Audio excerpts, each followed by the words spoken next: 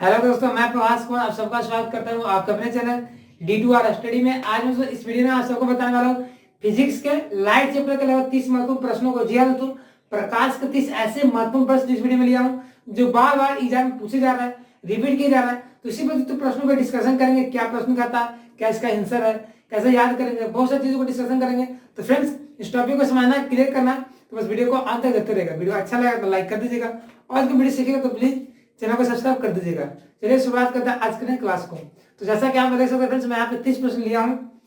15 है, फिर 15 इसी वीडियो में आगे रहेगा। ठीक है, समझना, ठीक है, आराम से समझेंगे, कोई हड़बड़ी नहीं, आराम से सीखेंगे। ठीक है, चलिए आगे बढ़ते हैं। तो सबसे पहला प्रश्न को पढ़ा जाए, क्या कहता है। देखिए पहला प्रश्न क्या बोला कि प्रकाश का रंग निर्धारण होता है या निर्धारित होता है।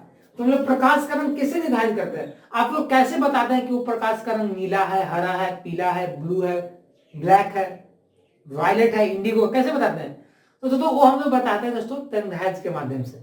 हम लोग किसी भी प्रकाश में जानते हैं, आप सब जानते हैं 7 रंग होता है ना।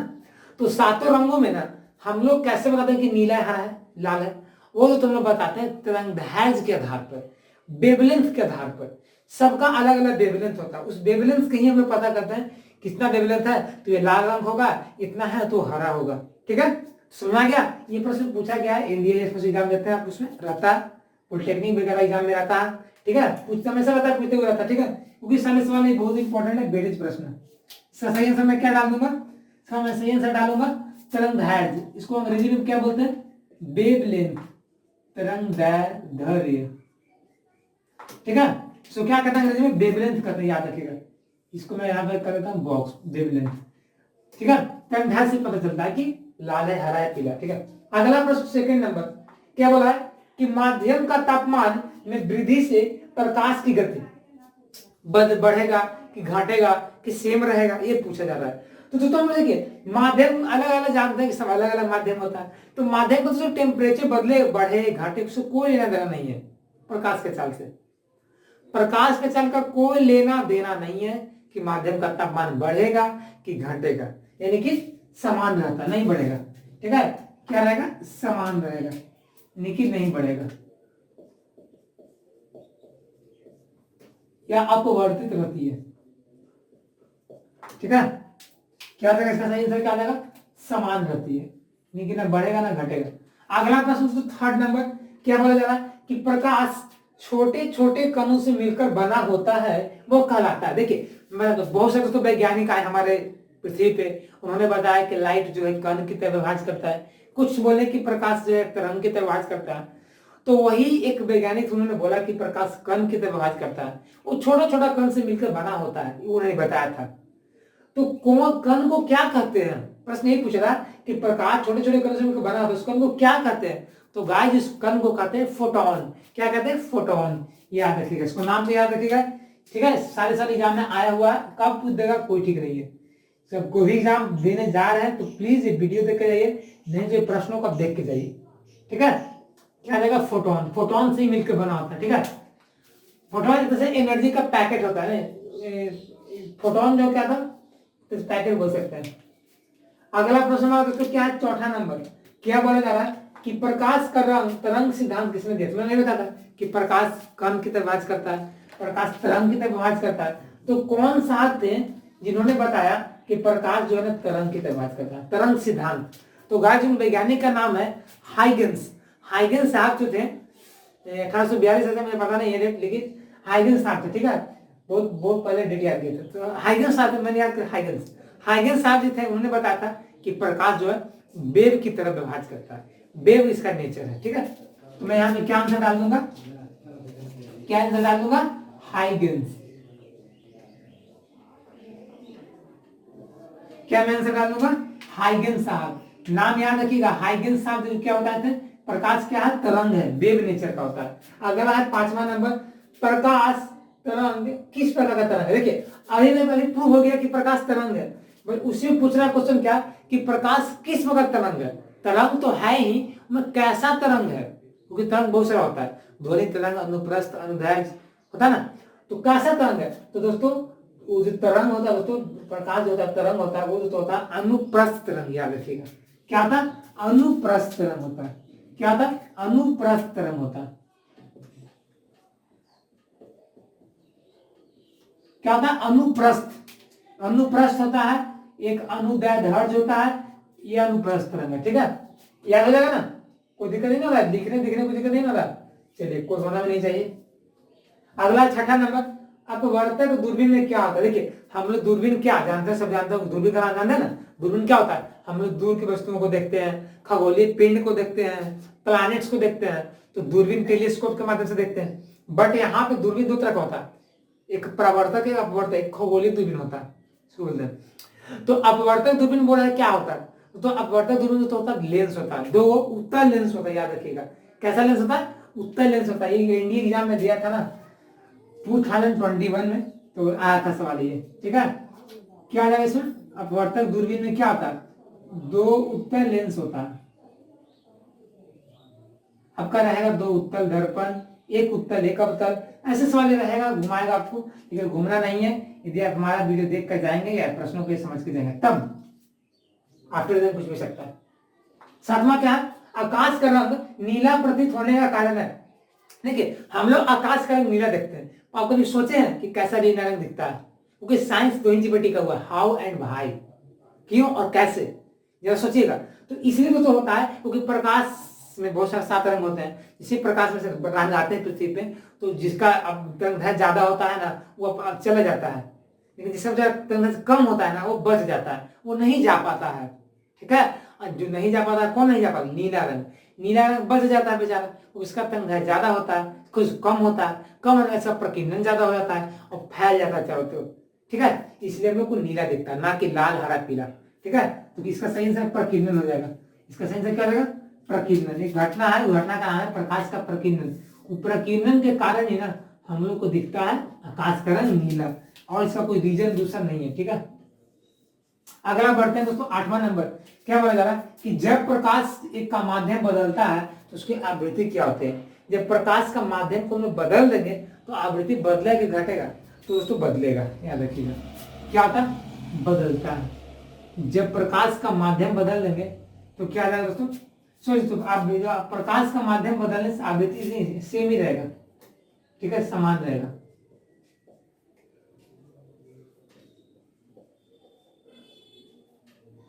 क्या हो जाएगा, जब प्रकाश का माध्यम बदलता है तो आवृत्ति समान रहती है, याद रखिए। अगला 9वां नंबर, प्रकाश तंतु किस सिद्धांत पर कार्य करता है। देखिए, ऑप्टिकल फाइबर, प्रकाश में अंग्रेजी में ऑप्टिकल फाइबर बोलते हैं, तो ऑप्टिकल फाइबर जो होता है ना, वो दोस्तों कार्य करता है प्रकाश के पूर्ण आंतरिक परावर्तन पे। क्या करता है, क्योंकि ऑप्टिकल फाइबर क्या करता है ना, हम लोग प्रकाश को ना उसकी तीव्रता को कम किए हुए ना दूर तक भेज देते हैं, और वो संभव होता है प्रकाश के पूर्णांतरिक परावर्तन के कारण। क्या होता है, पूर्ण आंतरिक परावर्तन, पूर्ण टोटल इंटरनल रिफ्लेक्शन, पूर्ण आंतरिक परावर्तन के कारण होता है। आंसर ये है, याद रखिएगा। ठीक है, अगला है तो 10वां नंबर, मृग मरीचिका का कारण है, तो इसका भी आंसर वही हो जाएगा, पूर्ण आंतरिक परावर्तन। देखिए, बता दो मृग मरीचिका क्या होता है, क्योंकि मैंने शुरू बोला था, जवाब आपको दे दिया हूं कि डिस्कशन करूंगा, तो डिस्कशन तो करना ही पड़ेगा, कि छोड़ के जा नहीं सकते।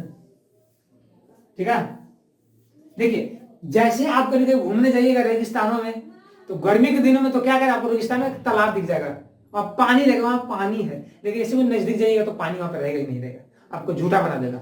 वो मृग मरीचिका कहलाता है, वो मृग तृष्णा कहलाता है। आप कई गर्मियों के दिनों में बाइक चलाते हो रोड पे, हाईवे पे, तो आपको सामने रहता होगा बहुत पानी गिरा हुआ, चिकना गिरा हुआ, चमक रहा वहां पे, जैसे जाते हो सामने आपको कुछ रहता नहीं है। तो ये ओवरऑल ये फिनोमेना है, ये फिनोमेना घटता है, मृग मरीचिका कहलाता है, और इसका रीजन है टोटल इंटरनल रिफ्लेक्शन। ठीक है, आगे बढ़ते 11 नंबर क्वेश्चन क्यों बढ़ रहा है, क्या कि त्रिविमीय चित्र लेने के लिए किसका प्रयोग करते हैं। हम लोग 3 डायमेंशनल जो किसी चीज का फिगर लेते हैं, पिक्चर लेते हैं, वो किसके कारण लेते हैं, किस सिद्धांत पर लेते हैं। तो सिद्धांत या उस प्रॉपर्टीज का नाम है होलोग्राफी। होलोग्राफी एक ऐसा प्रोसेस है, उसके माध्यम से हम लोग 3D क्या करते हैं, पिक्चर लेते हैं। अब मैं बताता हूँ क्या होता है, देखिए पहले आंसर दे दीजिए, तो यहाँ पे क्या होता है, होलोग्राफी में क्या होता है, त्रिविमीय चित्र में किसका प्रयोग होता है, होलोग्राफी का। ये भी एग्जाम में आया हुआ सवाल है। ठीक है, जो मैं बता रहा हूँ इतना बार बोल रहा हूँ इसलिए नहीं बोल रहा हूँ, आप इसको ध्यान में रखिए जरा, तो फिर बाद में पछताइएगा। देखिए, आप कहीं के बुक वगैरह लेते होंगे किसी ब्रांडेड कंपनी का अलग अलग प्रकाशन का, तो आपने देखिएगा ब्रांड को पहचानने के लिए वो क्या करता है ना, स्टिकर लगा देता है 3D होलोग्राम, इसको बोलते हैं होलोग्राम।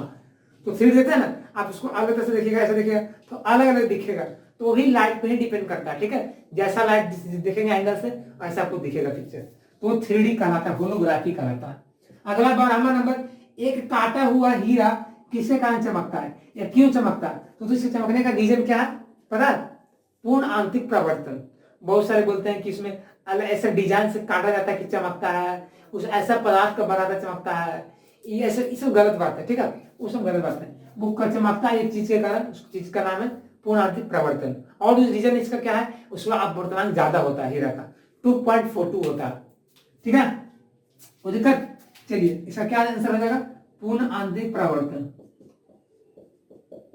ये सब सवाल एग्जाम में आए हुए दोस्तों, इसमें बार बार बता रहा हूँ, इसको ध्यान में रखिएगा। कोई भी एग्जाम देने जा रहा है लाइट चैप्टर पढ़ के जाइए, नहीं तो प्रश्नों को देख के जाइए, पूरा नहीं पढ़ पा रहे तब। 13वां नंबर है, इंद्रधनुष बनने का कारण है। देखिए इंद्रधनुष हम लोग आसमान में देखते हैं कि एकदम बारिश होता है उसके बाद दिखता है ना, एक अर्धवृत्ताकार चाप दिखता है, आर्क दिखता है रंग वाला, तो उसी को इंद्रधनुष बोलते हैं, रेनबो बोलते हैं। लेकिन पता बनने का रीजन क्या है? वो जो बनता है वर्ण विक्षेपण के कारण। वर्ण विक्षेपण क्या होता है? जैसे देखिए बारिश होता है तो बारिश में क्या होता है ना, आसमान में बूंद लटका रहता है, वो बूंद प्रिज्म की तरह व्यवहार करता है, और प्रिज्म में जैसे ही प्रकाश का रंग जाता है ना बूंद में, बूंद से बाहर निकलता है तो अलग अलग 7 रंग में विभक्त हो जाता है। ऐसे ढेर सारे बूंदे रहते हैं आसमान में, और ढेर सारे बूंदे के कारण हम लोग एक चाप दिख जाता है, ठीक है, याद रखिएगा इसको। क्या होता है? वर्ण विक्षेपण बोलते हैं इसको, वर्ण विक्षेपण इसको बोलते हैं। आंसर यही है। अगला है 14वां नंबर, प्रकाश में ध्रुवन की घटना से क्या सिद्ध होता है? तो दोस्तों हम लोग सब जानते हैं कि प्रकाश अनुप्रस्थ रंग है, बट ध्रुवन के कारण ही सिद्ध होता है कि प्रकाश अनुप्रस्थ है, ठीक है। ध्रुवन, इसका सही आंसर क्या देगा? ध्रुवन, पोलराइजेशन। चलिए यहाँ ध्रुवन नहीं होगा, ध्रुवन तो मैं आंसर नहीं दिया गया ना, ध्रुवन की घटना से क्या सिद्ध होता है? आंसर क्या लिखूंगा? प्रकाश की अनुप्रस्थ प्रकृति। प्रकाश कैसा प्रकृति का होता है? अनुप्रस्थ प्रकृति, मतलब प्रकाश कैसा तरंग है? अनुप्रस्थ तरंग। ये कैसे प्रूव होता है? प्रकाश के ध्रुवन की घटना से, ध्रुवन से पता चलता है कि प्रकाश अनुप्रस्थ तरंग है। अगला 15वां नंबर, इंद्रधनुष कितने प्रकार के होते हैं? तो इसका सही आंसर है 2 प्रकार के। तो मैं इंद्रधनुष पे एक वीडियो डाल दिया ऑलरेडी, इंद्रधनुष क्या है, कितने प्रकार के होते हैं, वो दोनों प्राथमिक द्वितीयक कैसे बनता है, उसका क्या गुण होता है, क्या दोनों में अंतर है, तो वीडियो हमारे चैनल में जाकर देख सकते हैं, या तो लिखिएगा इंद्रधनुष लास्ट में D2 स्टडी, तो हमारा वीडियो आ जाएगा, ठीक है। कोई वीडियो देखना है तो टॉपिक मारिए, उस लास्ट हमारे चैनल का नाम लगा दीजिए, आपको वीडियो आ जाएगा, ठीक है, स्मूथली मिल जाएगा। तो फाइनली फ्रेंड्स ये 15 प्रश्न है। अगला मैं बताता हूँ 16 प्रश्नों को, तो आप इसको स्क्रीनशॉट कर लीजिए, तो नोट कर लीजिए।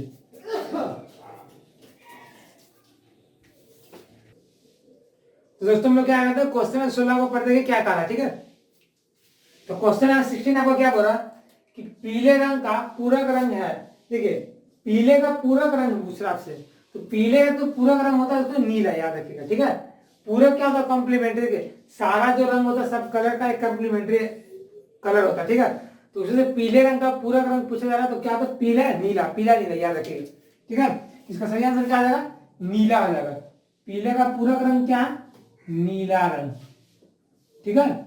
अगला प्रश्न क्या बोला? 17वां नंबर, इंडोस्कोपी किस सिद्धांत पर कार्य करता है? देखिए इंडोस्कोपी पता क्या होता है? इंडो मतलब तो अंदर, जो हम लोग के शरीर के अंदर क्या करता है ना, एक पूरा जो अंदर का जितना भी पार्ट्स होता है सबको देखने का काम करता है। आपका फेफड़ा हो गया, आपका किडनी हो गया, लीवर हो गया, तो लीवर सबको देखता है। तो इंडोस्कोपी किस सिद्धांत पर कार्य करता है? ये यंत्र होता है, एक मशीन है, ठीक है।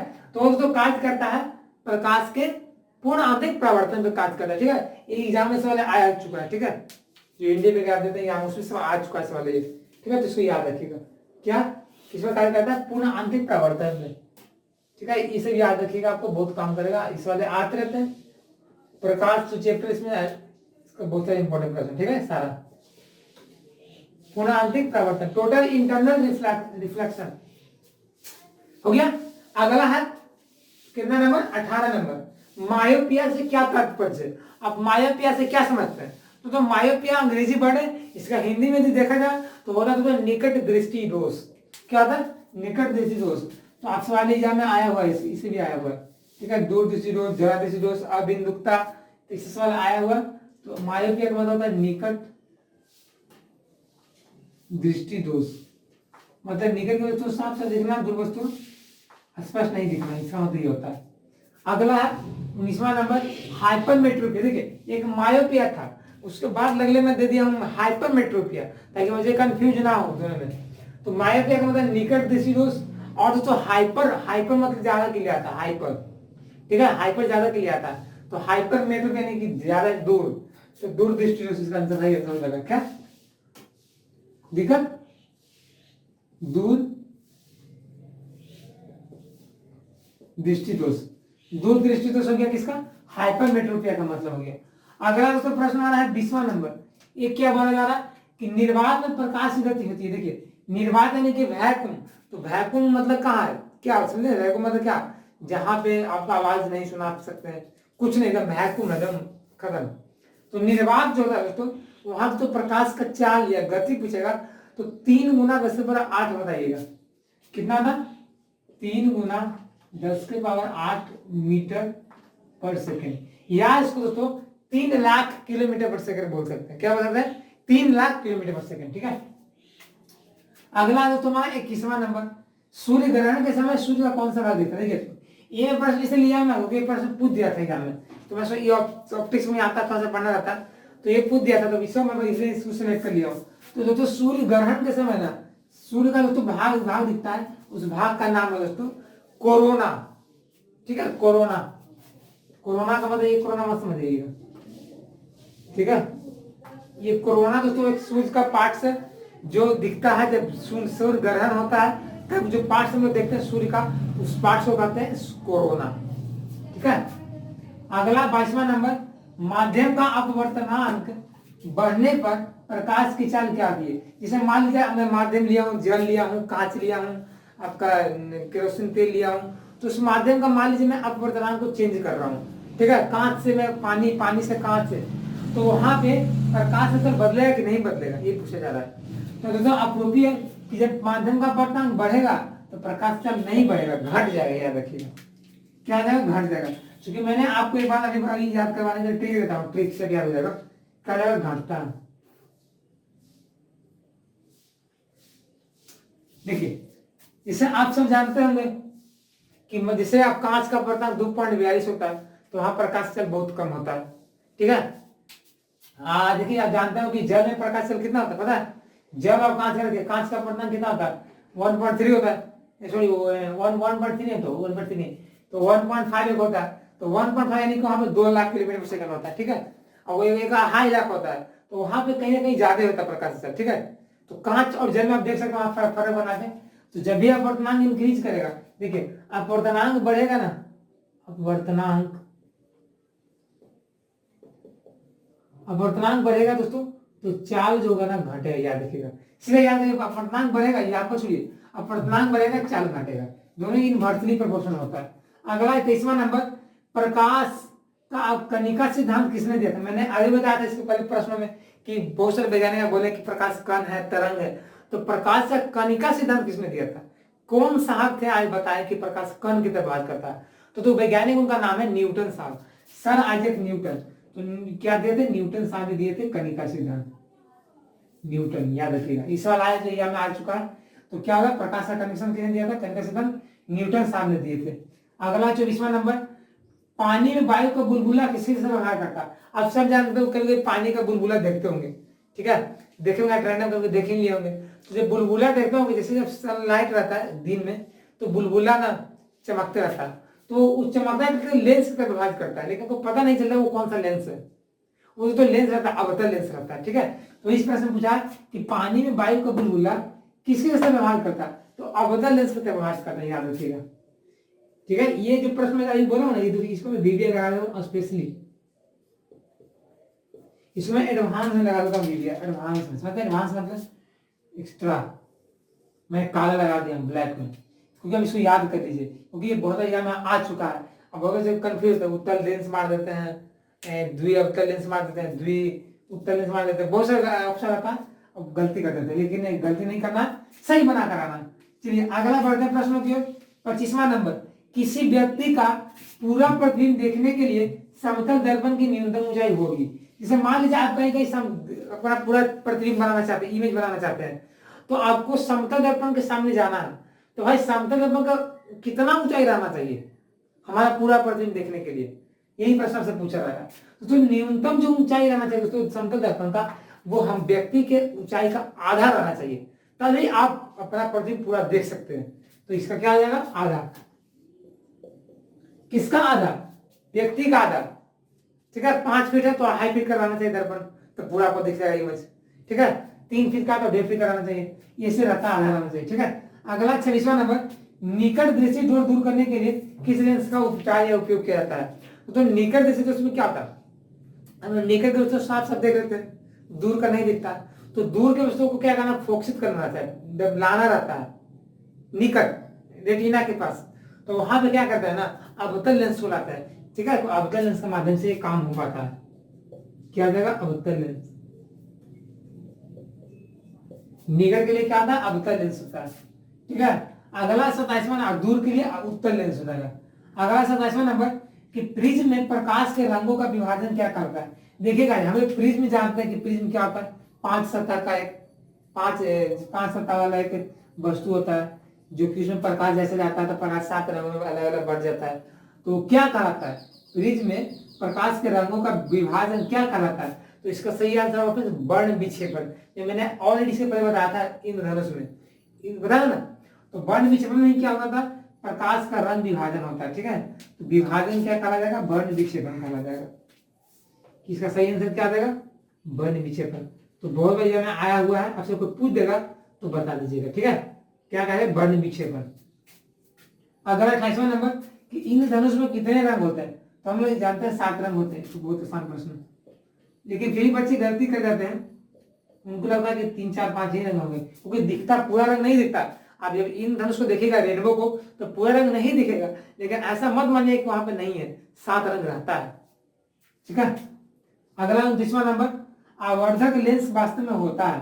तो यह आवर्धक जो लेंस होगा वो वास्तव में दोस्तों क्या होगा, आवर्धक लेंस होगा। तो आवर्धक जो लेंस उत्तल लेंस होगा। ठीक है, आवर्धक कोई बहुत सारे एनसीईआरटी बुक में देखिएगा ना, पढ़िएगा ना, तो आपको आप बहुत जगह आवर्धक लेंस का चर्चा किया है। तो आप ये मत सोचिए कि क्या लिखा हुआ, आवर्धक का मतलब उत्तल होता है, विवर्धक होता है। तो विवर्धक लेंस मतलब अवतल लेंस, और आवर्धक लेंस मतलब उत्तल लेंस, याद रखिएगा।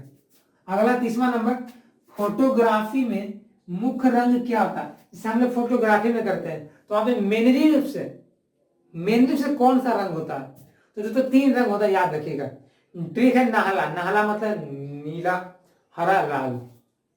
ठीक है, क्या था, नीला, हरा, लाल। नीला, हरा, लाल का रंग का ही प्रयोग करते हैं हम लोग, किसमें, फोटोग्राफी में करते हैं। ठीक है, तो फ्रेंड्स इस तरह से 15 प्रश्न, सॉरी 30 प्रश्न मैंने लेकर इस वीडियो में आपको समझाया हूँ। इसके थ्रू प्रकाश जो लाइट चैप्टर दोस्तों बहुत ही इंपॉर्टेंट है, हर बार जैसे एग्जाम में आते रहते हैं, तो इसलिए आपको जाना जरूरी था, इसलिए इसको बढ़ा दिया। ठीक है, क्योंकि बहुत जगह आप क्लास 8 में पढ़ना, आपको क्लास आपका 8 में पढ़ना था, अब वो क्लास कहाँ है, 9th में नहीं पढ़ना, आपका एक 12th में पढ़ना, और कंपेरिजन इसी से आते रहते हैं। ठीक है, इसको आप जाना जरूरी है, मैं बता रही हूँ, कोई दिक्कत नहीं होगा, याद कर लीजिए, इसको समझ लीजिए, आपको एग्जाम में बहुत सारे प्रश्न बन जाएंगे। ठीक है, तो फ्रेंड्स आज बस इतना ही। आज की वीडियो को अच्छा लगा ना, कुछ सीखे ना, तो प्लीज एक वीडियो को लाइक कर दीजिएगा, और चैनल को तो सब्सक्राइब नहीं किया, पहली बार होगा तो देर किस बात की सब्सक्राइब कर दें, ताकि ऐसे मतलब वीडियो से आप परिचित रहेंगे, सीखते रहेंगे, आगे बढ़ते रहेंगे। ठीक है, तो मिलते हैं नई वीडियो में, तब तक के लिए बने हमारे चैनल से। जय हिंद, जय भारत, टेक केयर, बाय।